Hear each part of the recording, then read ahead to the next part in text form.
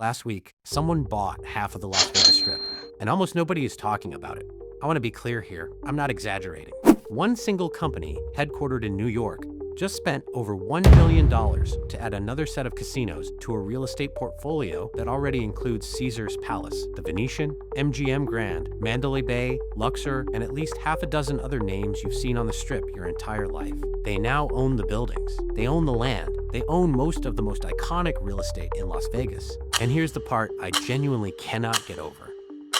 Most tourists who fly into Vegas every year have never even heard this company's name. But before we talk about who they are, I need you to understand something first, because this didn't just happen out of nowhere. The Las Vegas Strip didn't get quietly swallowed up by some New York landlord by accident. It happened for a reason, and the reason is the same one I've been talking about on this channel for the last year. The Strip did this to itself.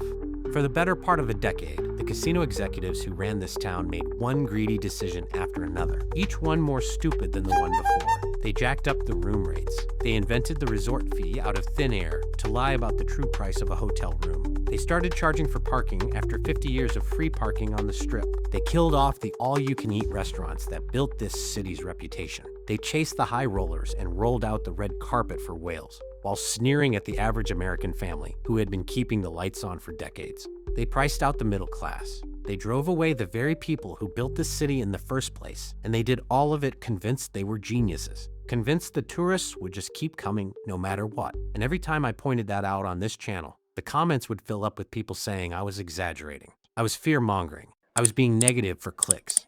Vegas was fine. Vegas would always be Vegas. Well, here we are. The visitors stopped coming. The hotels stopped filling.